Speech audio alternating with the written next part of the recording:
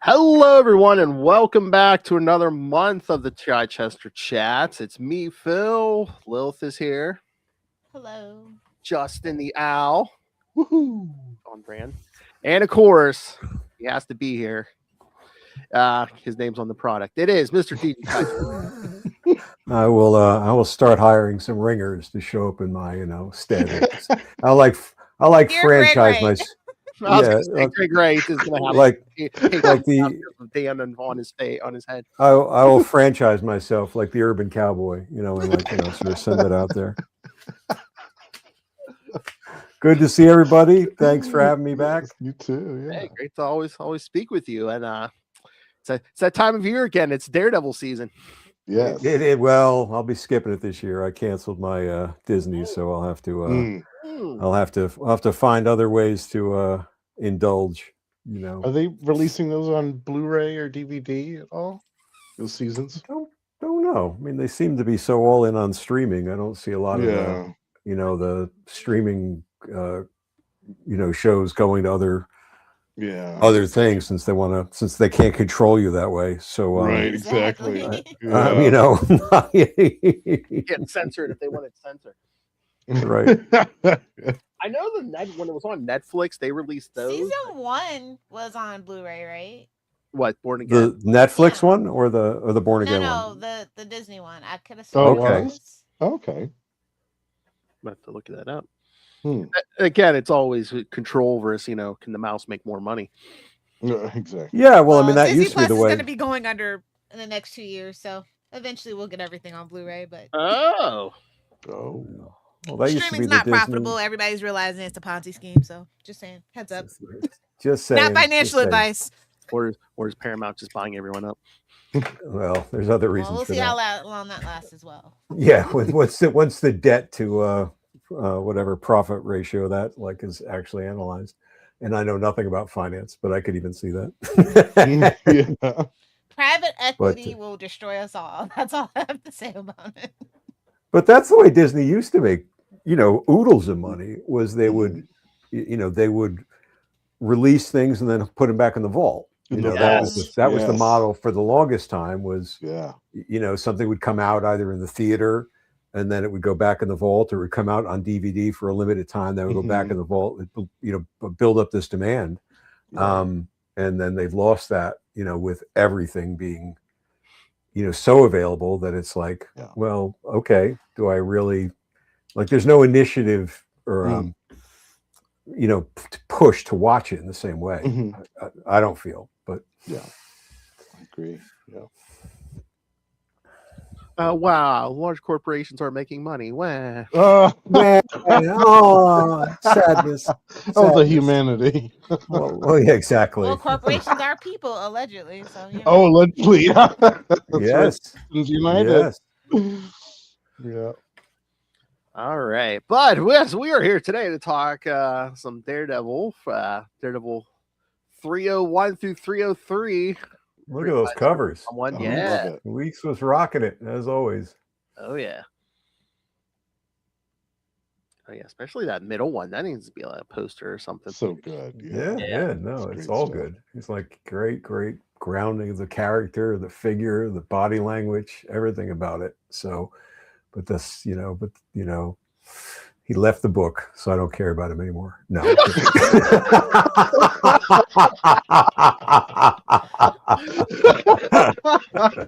Dead to me, that Louis. Oh man, he didn't forgive you for Daredevil forgiving the Kingpin. That's exactly it. You're not gonna let me get the line I want. I'm out. That was a deal breaker. Yeah. All right, so what was the impetus for this story? Again, this is the right after Kingpin goes down, and you're just like, okay, now what? Yeah, I mean, it's it's an interesting story to revisit. Spoiler alert for folks who haven't done the assignment and looked up the story. In the meantime, the Kingpin's been broken down, as in the famous Daredevil 300. So this power vacuum is there. So all the freaks come out. All the freaks come out, and a reborn, regurgitated, I guess, being an owl and a raptor. Leland Owlsley, seemingly steps in to try to, fill some of that power vacuum and assert some authority. But he's been, like not quite mutated, but changed over time, through the things he's done to his body to gain his powers. And so we get a very broken man, trying to maintain his prior stature, and dignity, I think, so it's actually, I didn't have great impressions of the story in my mind, but as often we do when we revisit these, I actually found it a pretty good story, and kind of like the pathos, about the owl works well. Now it has some interesting flaws that could have been easily sort of corrected, and they're not all on me for a change. So, but I think it was always that thinking, okay, once the Kingpin's out, what now, right? That's an enormous gap to fill, and so there was some logic, I think, to bring in an established villain, but trying to treat him differently. But that's not 100% successful here, for a couple different reasons that we can get into, I think. And I mean, yeah, you got Lee Week's covers, but you were working with was it MC Wyman for this art? MC Wyman, who, again, looking at it, and I don't know what other stuff he did, beyond this. If this was I'm not familiar with his work, beyond this. I mean, there's decent storytelling, I think, throughout. But I do remember infamously, the opening scene, or one of the opening scenes, where Daredevil's, chasing, that. The drug coke dealer, yes, who's hidden the drugs inside his body. Say. Which was just an excuse for the owl to be able to cut him open later, I guess. But when I got the first pages back, and this is kind of like the editorial weirdness of this issue. There's a couple times this sort of shows up, and I love this editorial team.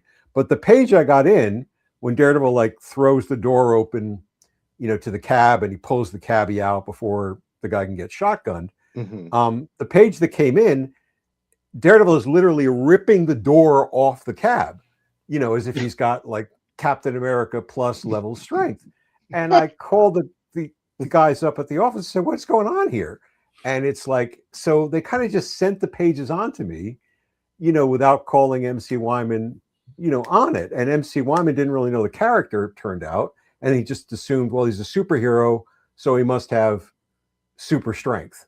And wow. So it was a little bit of a weird start to that minor thing, and obviously got fixed visually, but that was a little bit of an odd mix, but I think overall his storytelling's pretty good and his visuals are pretty good. And of course, I don't have the plots anymore to know what was in there, but I'll take the blame for it. But what I would have liked to have seen, I think, is a much better visual on the owl. And so I'm not blaming him for it, because I don't know that I would have indicated it. But I think this would have been an opportunity for, obviously we were doing a lot of stuff with the owl, with the eye system and the exoskeleton and the claws and things. But I think the look of him could have been upgraded somewhat. Not that he would get black armor or something. But I mean, my one answer to everything: give him armor. But something to sort of like more terrifying, like more mutated, maybe, or more or more texture to the costume, perhaps, than just the big flowy thing. Something that would have indicated more, because you just had this the old look, and yet some terrifying and strange additions and powers, as he's trying to kind of correct for the mutations that are, going on inside him. And I think that might have helped, distinguish some, visually distinguish certain things about the character, and made him more effective. Maybe. Just classic Al. Yeah, maybe. I don't know. I mean, for me, reading this as it was coming out, even as a kid, it kind of presented to me as, oh, hey, Leland Owlsley is mutating, but he's trying to present the image of, oh, hey, this is Leland Owlsley business as usual, but meanwhile, internally, it's not. Right. Like maybe he's trying to present, it's like, oh yeah, I'm the successor of the Kingpin, so he's trying to dress as the mob boss of old, even though, yes. That's valid. I mean, and that I think tracks well with, his inner monologue and his recaps of what he's been through. So yeah, I mean, as you're taking it from a very informed reader point of view and your initial reaction, maybe from when you first saw the issue. So I think that's valid too. But I think I could have leaned into that even more, thinking about it.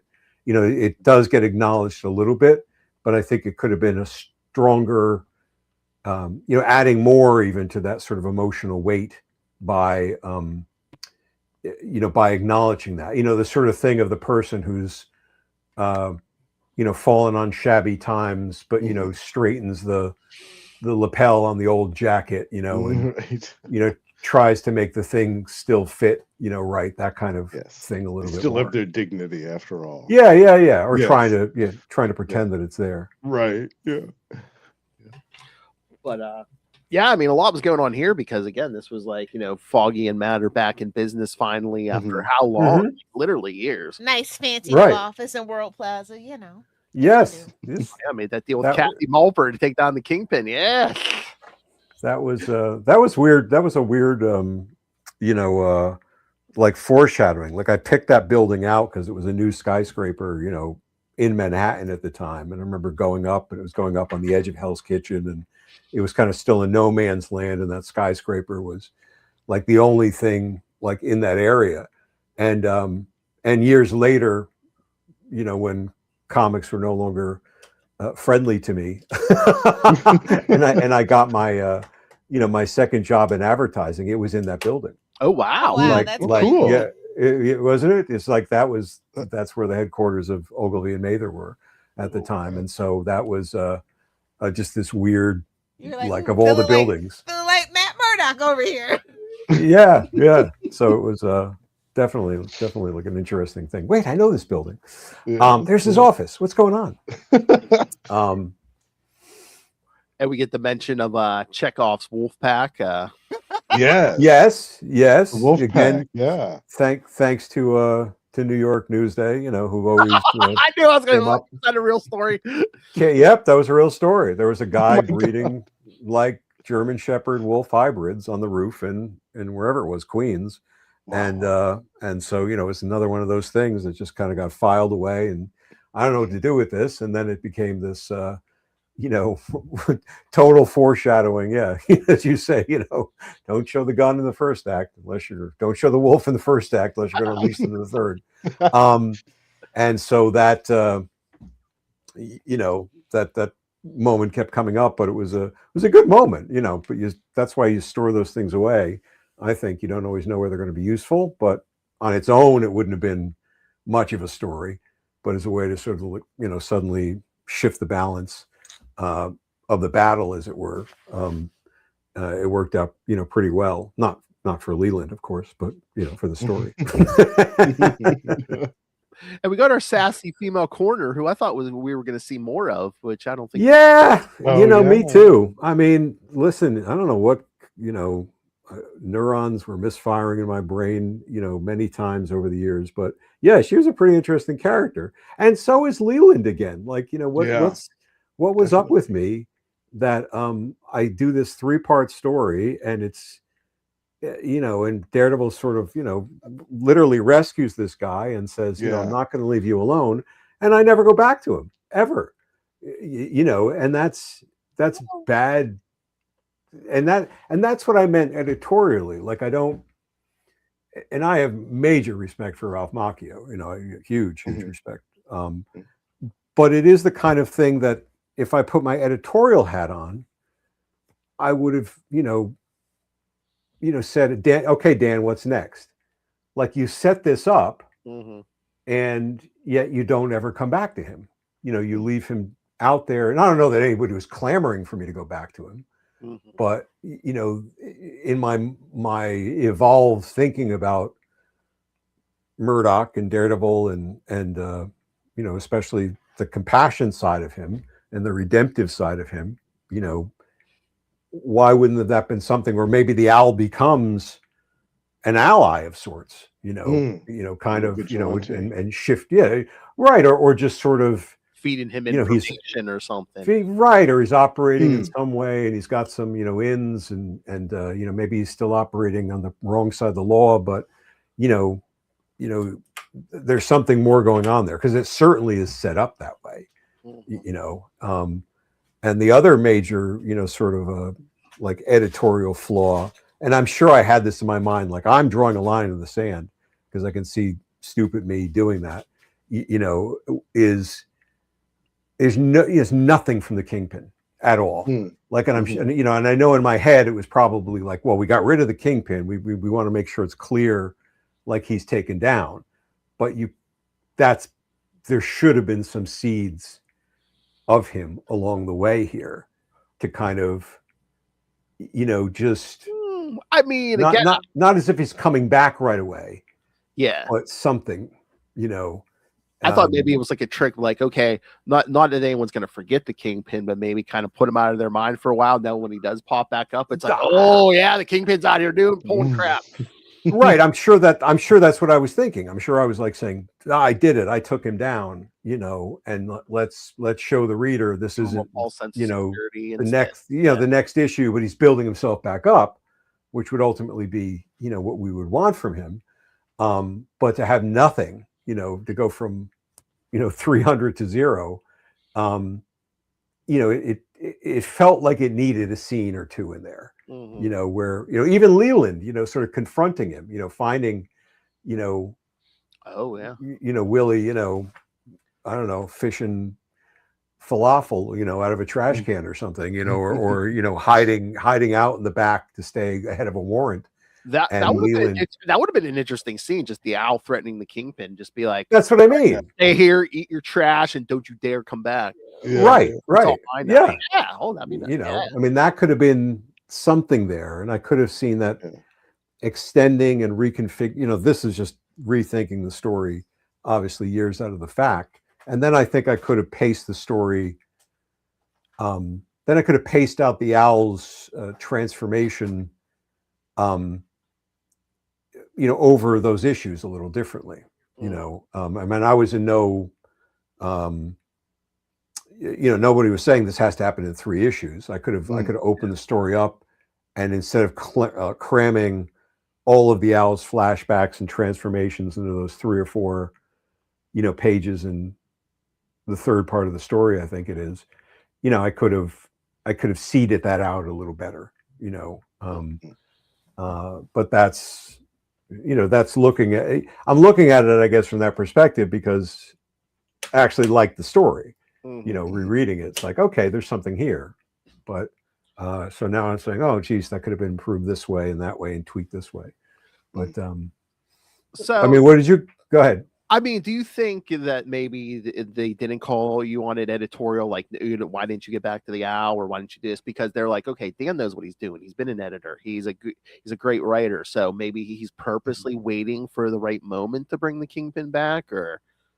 I'm sure I can almost say with certainty I would have had that kind of conversation with Ralph, to sort of say, hey, no, we took the Kingpin down. We don't want to suddenly bring him back on page 3, and he's already on the rise again, and he's going to be back by 305, and we've undone everything we did. But I think, I mean, looking at it now from an editorial point of view, that would have been something that the editor of the book should have corrected me on and said, great, that's a fine attitude, and like you just said, he could, could have been the Owl or somebody else intimidating him, right? So now you're getting a whole different view of Wilson Fisk. We teased that a little bit at the end of 300. He's being intimidated by, some lower level gangsters, and then of course, typically beats them to death. But I mean, well, I was going to say, I think after he caves in Jimmy the Whale's eye socket last day, yeah, I don't know why people are going to go intimidate him, whether he's on the show.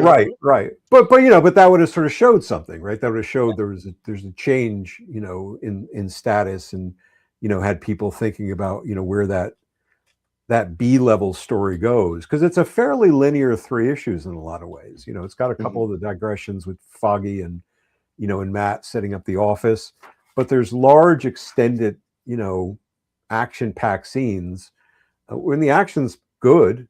But we spent a lot of time with, was it Nino or Nico or Nino? And it's like he's just way too much time with this throwaway sort of guy. Him and his underage dates, and or you're never going to see again. So there's a lot of that. That could have been better paced and better served, I think, in that way. Well, can I tell you my favorite scene? And again, this sticks in my head. Yeah, I want to know what you guys think of this. Is Daredevil and Ben Urich on the roof in this first issue, and Daredevil rips the cigarette out of his mouth, like, smoking's bad for you, and then he leaps off the roof, and Ben Urich's like, yeah, health tips from a guy who leaps backwards off a roof. Okay. That was one of my favorite parts too. I love that. But that was fun. That was fun. I mean, there was a little that was definitely good. But there's a weird editorial like moment too with Ben Urich, where there's like one panel or 2 panels where the writing suddenly shifts into Ben Urich's interior monologue, and it's kind of like there's no need for it, there's no reason for it, and it's just like it's the kind of thing that I would have expected The Office to sort of catch me on, because if you go to an extended sequence, that makes sense. And you're trying to achieve something by shifting the perspective, but it's just 1 or 2 panels, and it just feels, it just feels miscued a little bit. Is it just because it's a scene change, or? Like why they let me get away with it, or that, or why why did you go there? Just because we go from that and Foggy to the next page. It's like the first. I mean, I'm sure there was some thinking in my head. Okay, now it's Ben's scene. Give Ben the platform, but shifting perspective like that is in a a book that is primarily first person, Matt Daredevil. But Matt's not in that scene, so it's like, okay, we have to follow Ben's internal dialogue then, I guess. Right. And is it really well established that it's Ben? I knew it was, reading it, but does it throw the reader, and just to do it for one scene, felt off. I mean, when I edited Martial Law, the Judge Dredd adjacent, sort of book by Pat Mills and Kevin O'Neill. Pat had so many characters, it was like he was shifting. He was shifting characters every 2 pages, it seemed, and he had me designing, or the poor letterer designing, like different caption shapes, for every character, and it was just getting. I was considering printing a legend like on the inside cover, just to keep track of like, who's who, oh no, this is like, whatever, Surgeon General, this is, Martial Law, this is, whatever. What was your like timeline for bringing the Kingpin back in your mind? Do you remember? Like, how long did you? Or did you have one, or were you just like, let's let it ride for a while? I mean, I think, the back of my head, I mean, and this is just, again, me conjecturing. I mean, I think, I sort of like wanted to keep him on the down low, for about a year, but I wanted to then, build him back up in a different way. I wanted to see him rising up from that street level, and, not suddenly boom, like he's back in power. But that he would start to kind of run operations, and I got a chance to tease that out a little, but I let it run out let the leash run out too long, for too long. And so it doesn't become that effective. In your mind's eye, you're sort of looking ahead and, it's all compacted time to you. But for readers, right, that's a long time, 30 days between issues, a year out. That's too long to sort of, extend things out. I don't know. I think it would have cheapened the story if he would have been back by the end of your. I mean, he was back by the end of your run, but he was not at the levels he had been. No, yeah, and that's it. Or I mean, I was starting to like really kind of get into it. By the time we got into. He was basically like sitting in a junkyard running stuff instead of sitting. Yeah. And he was like right. He was like he was doing a little bit of like that sort of level of criminal. Coming back.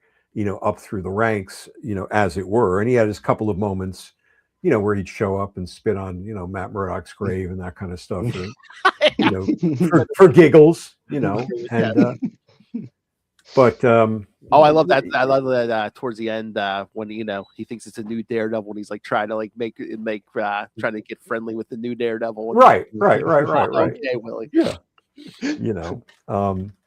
And then, but, well, what did you think of this story, you guys? I mean, Phil, you've said, it worked out well for you. Lilith, Justin, how did it track for you? I loved it.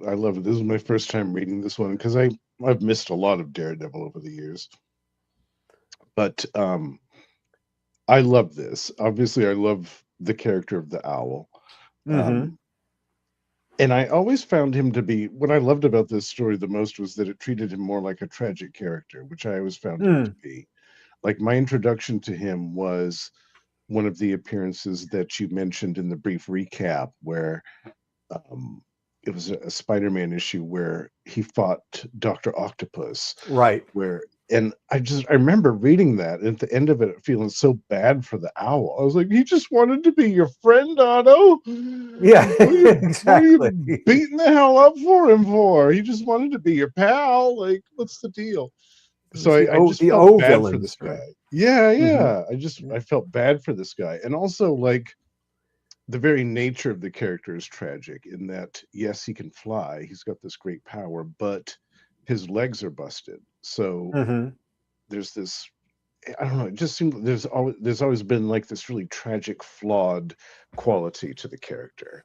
And a lot of writers just kind of treated him like, just a run-of-the-mill villain, but I love how you made it more like the after effects of the serum, how he was battling with the side effects of that, and it made him a much more sympathetic, tragic character. And I loved the angle that you mentioned about, because I could see that he could possibly be a force for good. I mean, if you just kind of pushed his psychological bent about vermin and rodents towards criminals, there could be a lot of things that happen there. He would end up eviscerating them all, so that would eventually get him to trouble with somebody. But right. But it was an interesting concept to see. Okay, well, if things had been slightly different for him, if the circumstances had been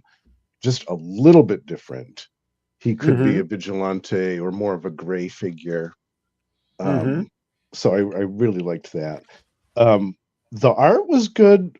MC Wyman's not bad. And I really liked Chris Ivy's inks with his work. I thought that was a good combination. But when I was reading this story, I kept in my mind picturing that it would have been improved if one of the two Rons was involved, and that either Ron Garney or Ron Wagner. Right. Either of their two styles, I thought, would have been perfect for the story. Yeah, agreed. I mean, we tried to get Garney, very hard. I think he was doing Ghost Rider then or something. Yeah. I'm not sure. I mean, he was open, and we, Ralph and I, pitched him pretty hard. I guess with the exact same language, it sounded like, because I remember talking to Ron. It's like, Ralph already said all this, and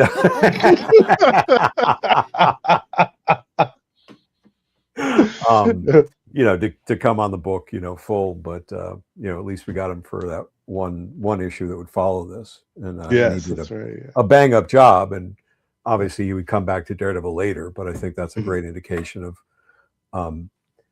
the same, I think, grounded approach and the the sense of presence that Lee represents, but in his own way, in Ron's own way, distinctive. Yeah. Yep. Definitely. And I loved the owlness that you returned to the character when his head turned around. Yeah, I loved that. I thought, I love it. It's an actual, owl thing he's doing. Yeah, that made me happy. Yeah. Anything to make the owls happy,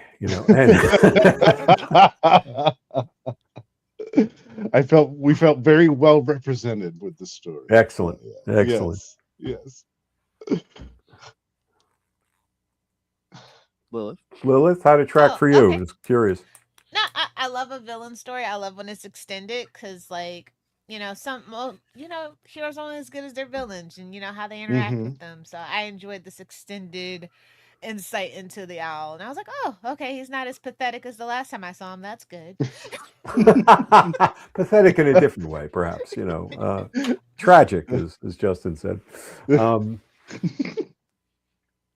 I like it gave Daredevil's different with his different villains, and this was kind of like his Barry Allen moment. He's like, "Come on, man, you don't got to be this pathetic. Maybe clean up your act. Maybe you could do something with your life." And that's always nice to see because we don't get a lot of that with Daredevil. Yeah, he just likes to beat the hell out of them and send them on their way. Yeah. You're not beyond your redemption. You're not Wilson Fisk. No, you're exactly. Or Bullseye. Oh, Bullseye. Yeah. There's this lady named Aunt May. Oh, yeah, exactly. She's got a boarding house. She puts up people like you. Yeah. Oh, and was this? I believe this was the first appearance of the gangster Pete London. It seems like it. Yeah, it seems like it from the the introduction. So and he would come back. He used him twice, or 2 or 3 times. Yeah, because I remember he's in the Grease storyline. He's in the Grease story, and he shows up a couple of other. He definitely shows up there, and I think he kind of comes in and out. And I was trying to, establish a crime connection, that Daredevil could, use, somebody who was obviously on the wrong side, but Daredevil wasn't going to, always have to bust right open. And there could be a certain, usefulness to have those kind of contacts to play out, which again, the owl could have, possibly, been as well. But Pete London was the name was, for my grandfather, which was who was a bit of a mafioso, himself. So it was that was it. And of course, you pay off the wolf thing. We did pay off the wolf thing. Yes, we did. There was what's all these wolf things? What's going on? Oh, there's what's happening. Yeah.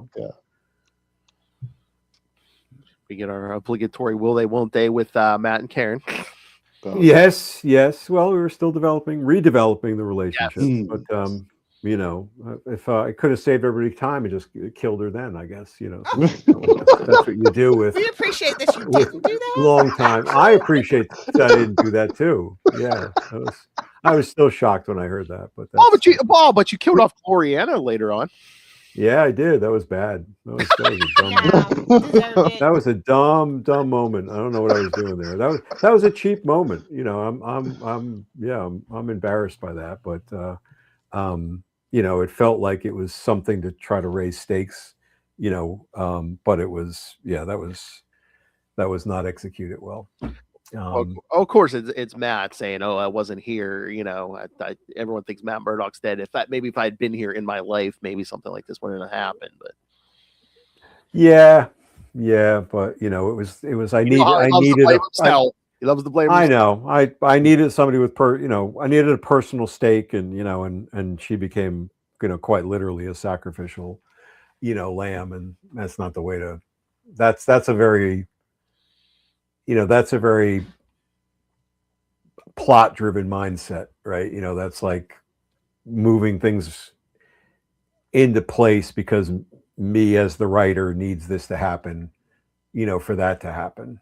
And that's a, I don't know, it's a bad way to play the game. So, you know, there's other aspects of that story that I could have made that story work without doing that in that way.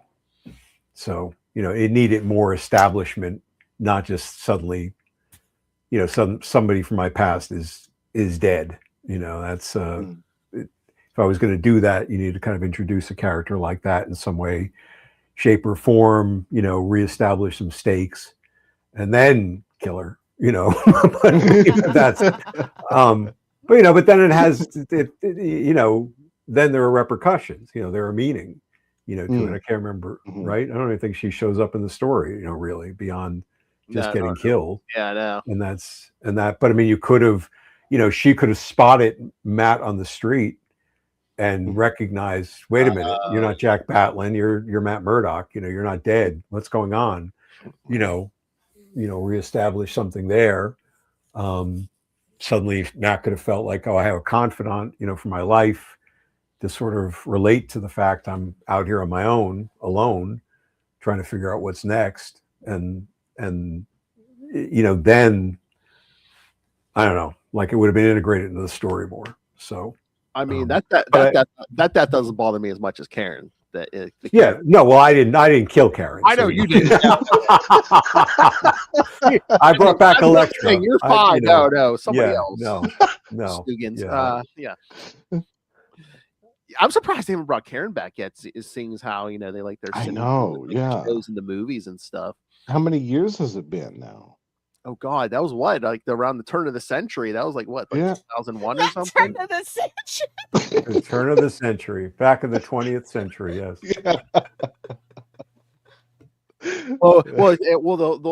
Those grand total of like 6-7 issues took like 2 years because it was a Kevin Smith story. So. Touche, sir. Touche. Wow. Literally, I don't think I'm not a joke, unfortunately.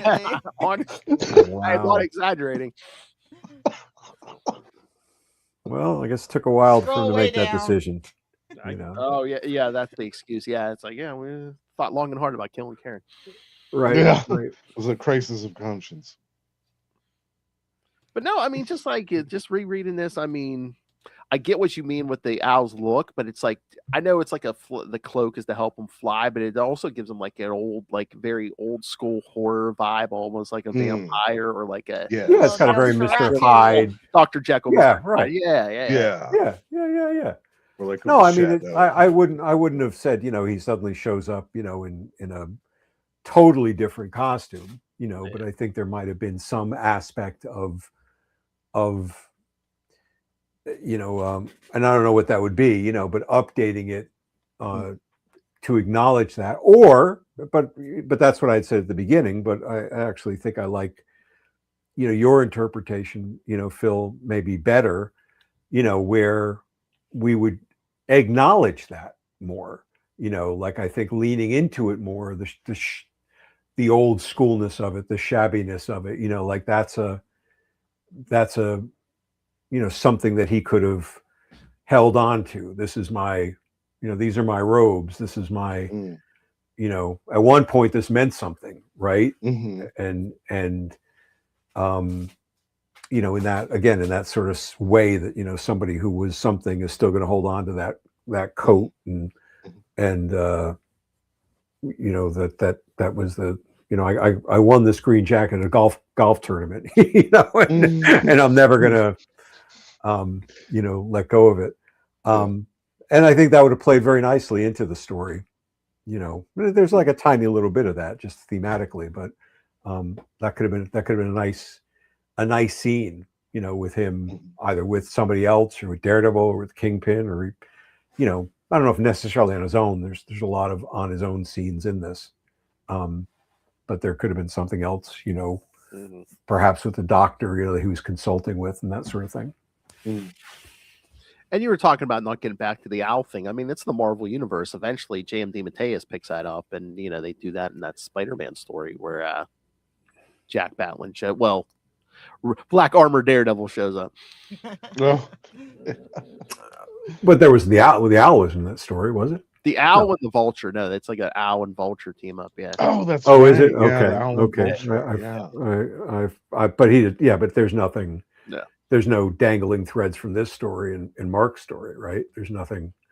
He doesn't. No. Well, again, Matt really can't say anything because supposedly he's the new Daredevil, so he really can't say anything about. Right. But there's none of like the. I think he might have thrown. I think he might have thrown out a line and be like, "Oh, hey, Murdoch, gave you a chance, or or the old Daredevil gave you a chance, or something, and look what you're doing with it, or something." Oh, okay. It might be like one line, yeah. Right. Yeah. Well, yeah. He was under certainly no obligation or anything to, do that or explore that. But and even though I will be sitting next to him for 4 days at Richmond, I don't think I'll bring that up in conversation. Remember this story you wrote in 1995? Owl. Yeah. Remember that owl thing? What were you trying to do there? We may find other things to talk about better than that.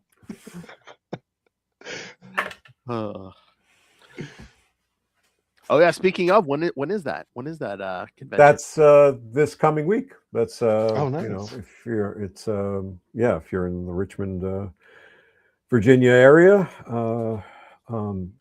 Richmond. No, Richmond, Virginia. So it starts on Thursday and then it goes through Sunday. So it's a 4-day show.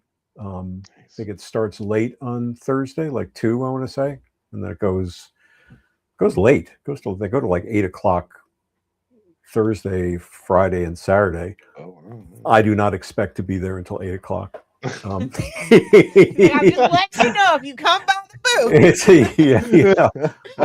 Once it starts to flag a little bit, I think you're going to find I think everybody in unless you bring oodles of cash, kids. That helps, but even so, the day it's a long day. Oh, and they're take good care of us.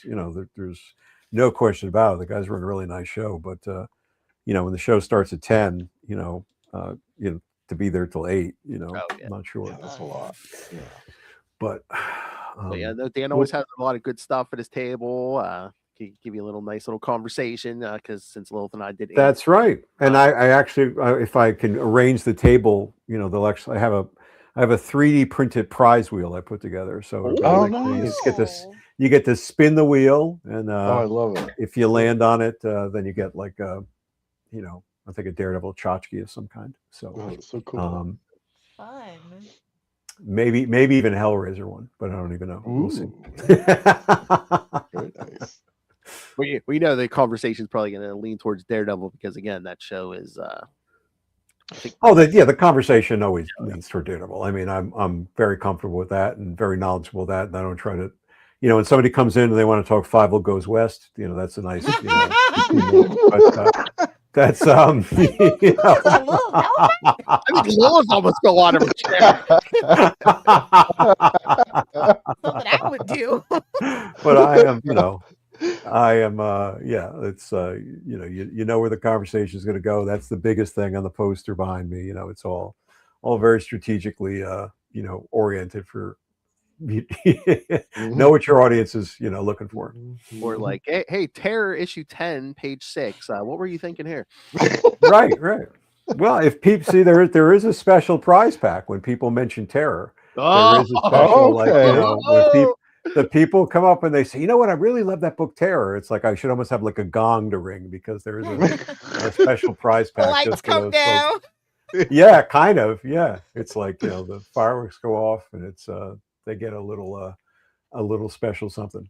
Oh wow! I'm still putting it out into the universe that one day we'll see a Terror epic collection.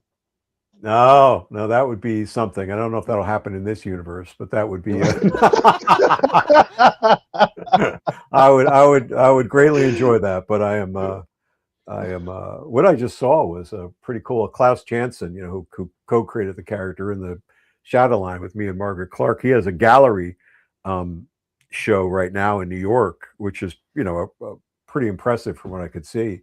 And I'm going to go see it. I think on the 28th but he did a cover for Spider-Man 2099. I guess it was a variant. Oh, and because Terror, a future Terror, is actually in there. He did a pretty killer, Terror illustration, Very cool. for that variant cover, which was it was great to see, him doing it.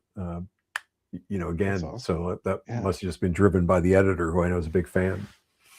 Very cool.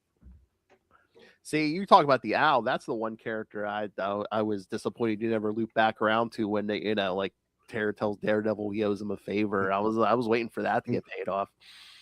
Well, yeah, I mean, I don't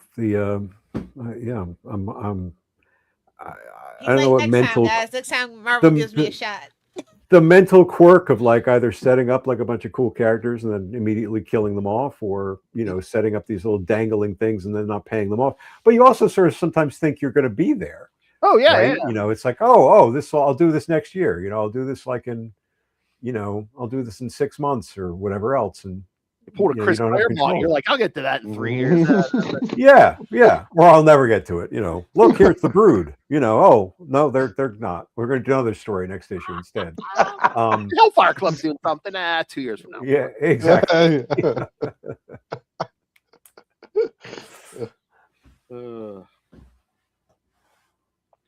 All right.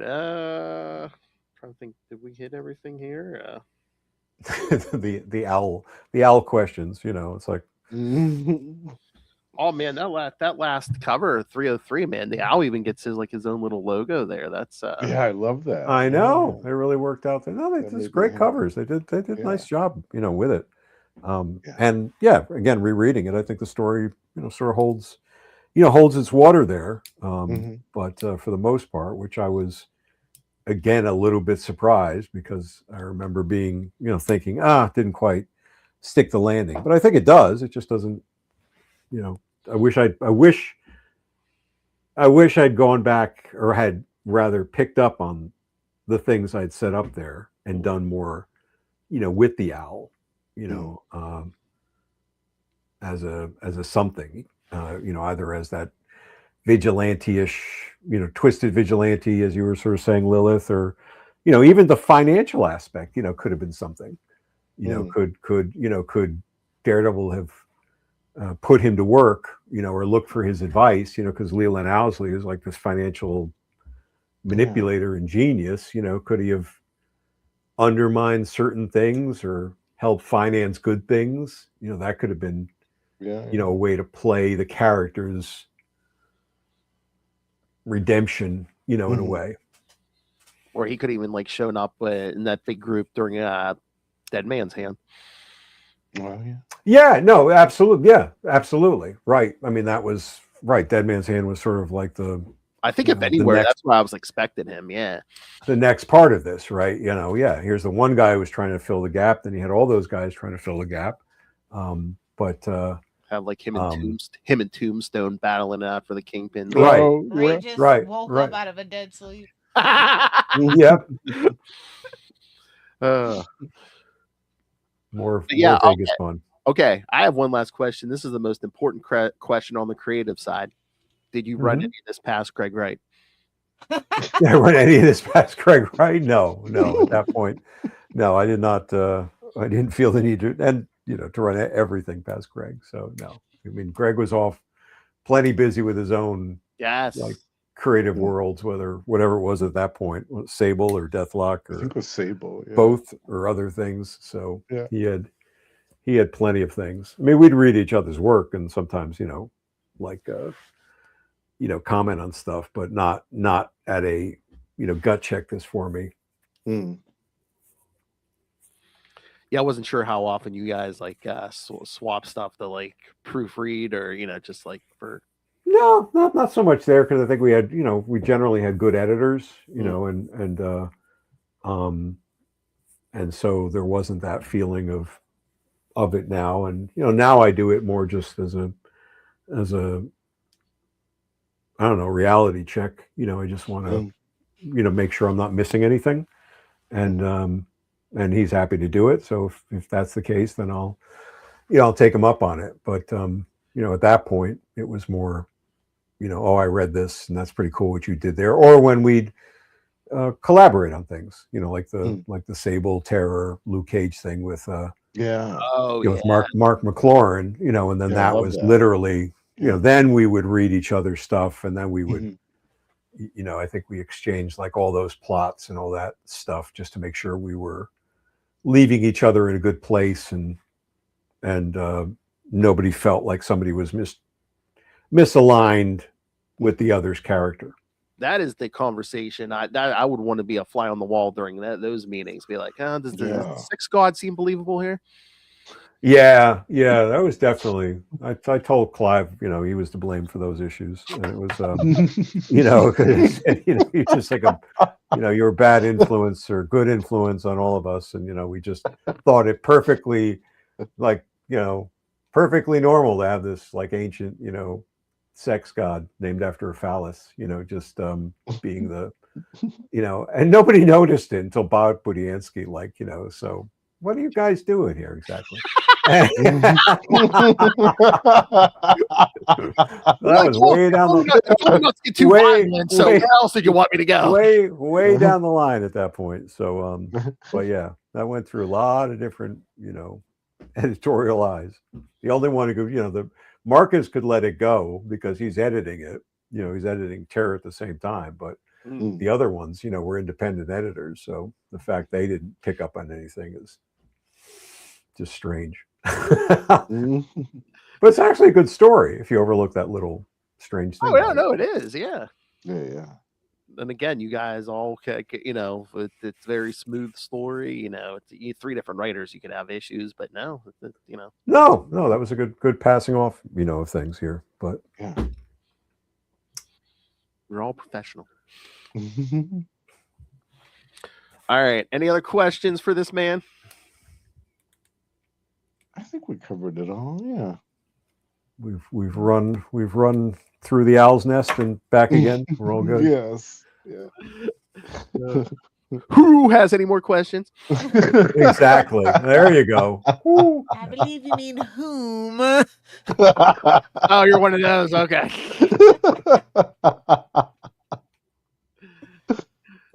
Damn it, Lilith. All right. So next time, I was thinking, because I know Justin and I were talking about doing certain things from a certain line, but I'd say we talk about a story Dan did in the new universe from Justice number 12. Oh, my God. Yeah.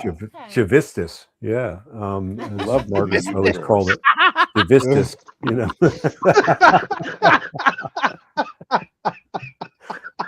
That's what they call them in the old country. That's exactly it. That logo drove her mad. So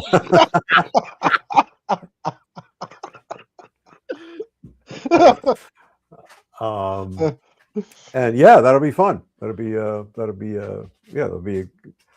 it's a pretty, the backstory on that one's slightly interesting, but it'll be a new one for me. I haven't read it yet, so okay. I wish I still had the. I wish I still had the new. Well, I wish I had a lot of things. I wish I still had the New Universe Bible, because that would, Archie's backstory, and set up for that whole thing was pretty cool. But we will approach it as we can.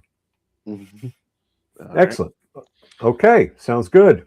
All right. We mentioned the one con appearance. Is there any other appearances? There'll be 4 more after that.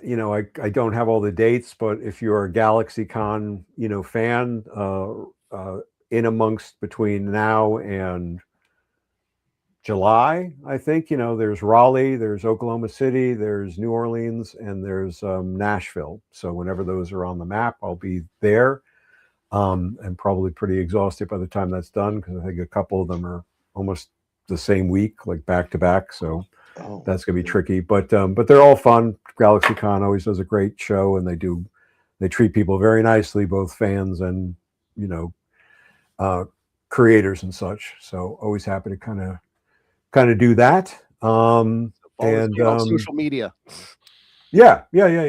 And we'll see how well the prize wheel works out, and if it works out, it will make a repeat appearance. If it breaks halfway through, then it'll be left in pieces in Richmond. We'll never mention it again. It shall never be spoken of You'll have again. to come back and edit this, Phil. but full credit to Tana Ford, who inspired the idea, because I've often had a chance to sit near or next to her at conventions, and she does a great gimmick with D&D dice, which I always think is like a fun thing, so people can roll, and if they get a perfect roll, they win one of her prints or something like that. And cool. So I always thought that was a cool gimmick, and so try to emulate that, just to get a little more activity around people kind of going by, and we'll see how it works, or if it just clutters up the table more. You get a full report. Watch me on social toward the end of the week. We'll see how it looks and how it plays out. And go pick up Street Riders. If you're watching. Yes. By all means. Absolutely. Yeah. It's I think I made enough to buy a pizza last year off it. But I think I've actually had some diverse people read it, and at this point, and I think that it there is some fun good advice, I think, for writers in there. So some good balance of things. But if you've read it, Justin, I know you've read it, or at least parts of it. I enjoyed it very much. Well, jump on Amazon and give me a review. And honestly, I'm hardly ever on Amazon these days, but I will do that for sure. Yeah. There you go. All right. Well, excellent. All right. The ego on this man, but damn, he has great advice in this book. Go pick it up. Yes, absolutely. All right, justice it shall be, and we will. I'll see you guys in a month or so. Yes, and we'll figure out the date soon enough. All okay. Right. All right. Thank you. Thank you, guys. Have a lovely rest of the evening. Take care. Bye bye. See ya. Oh, what a surprise, Lil. Dan was hard on himself. Exactly. And breaking news: water makes things wet.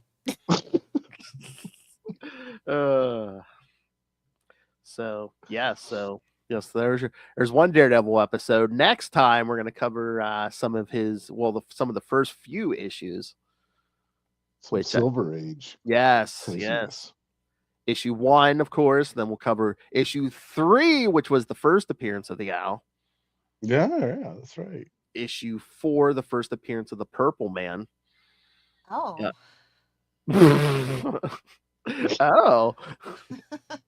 Issue 6, I believe, is the first appearance of Mr. Fear. Oh, right. Nice. And of course, we got to do issue 7. I know we did it already, Lil, but we got to do it with the Owl. Yeah, the name more issue. Yes. Biscuit of the Sea. Yeah.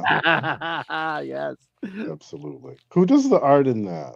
Oh, is that still Wally Wood, or did we get Gene Colan?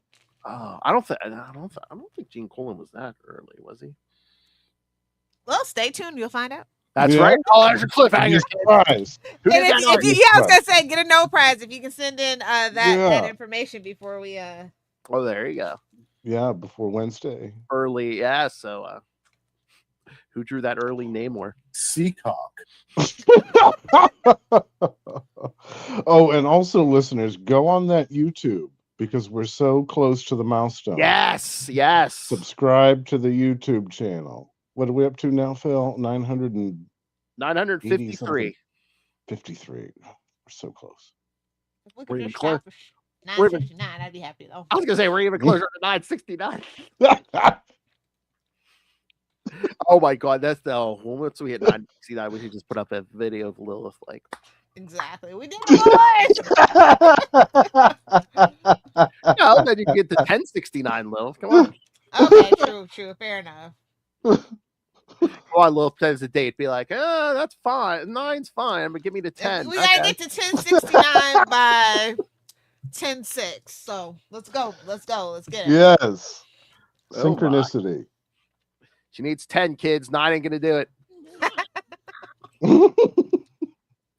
If you just get her 10. Yes, Daddy. All right. So yes, it will be the three of us next time. Like we said, we'll do some Silver Age Daredevil, which is a whole thing in itself. Yeah, it's a wild trip. The hairstyles, everything. It's just good.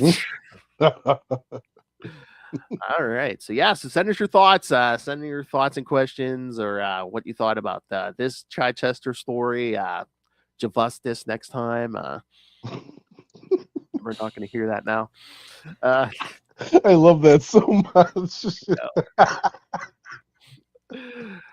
All right, so send us your thoughts. Email us CapesandLunatics@gmail.com or call the voicemail 614-382-2737. That's 614-38-CAPES. And again, when you start sending in feedback, you could win yourself a Professor Prize. I just sent one out today to Daniel Collins, who sent us a bunch of that's right. Transformers episodes. Cool. Love it.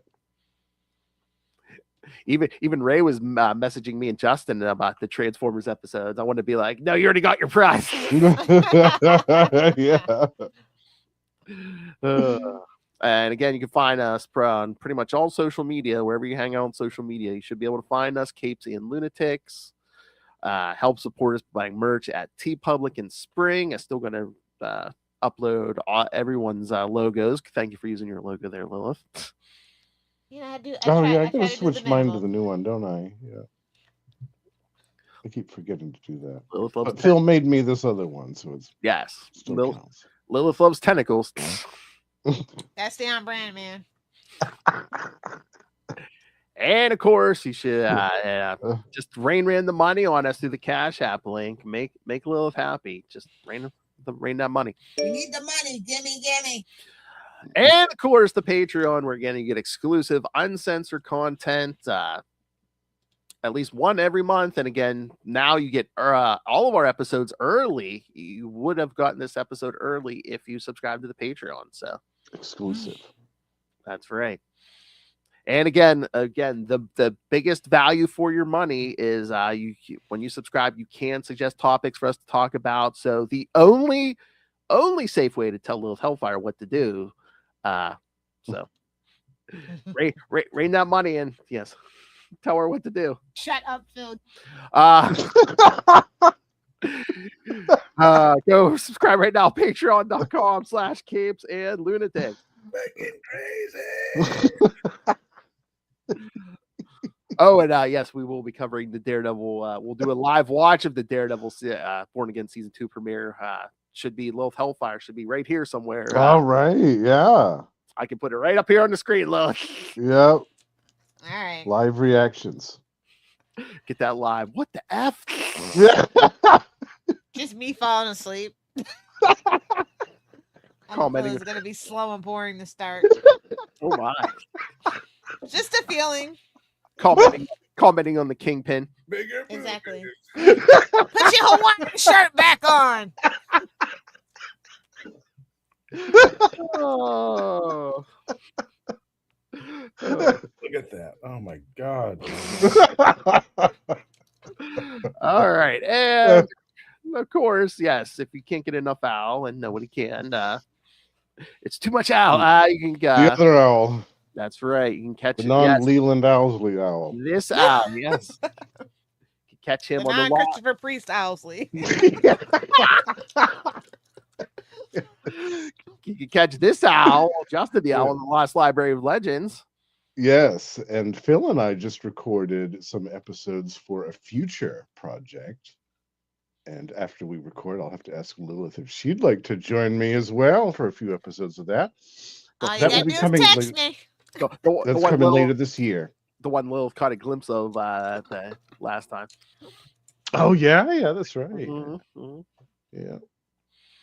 So, yes, remember, kids. Going back to the 90s here, bitch. That's right. Early 90s, yeah. Yep. And again, go help support Kristen. Go pick up Dick Grayson Boy Wonder on Amazon.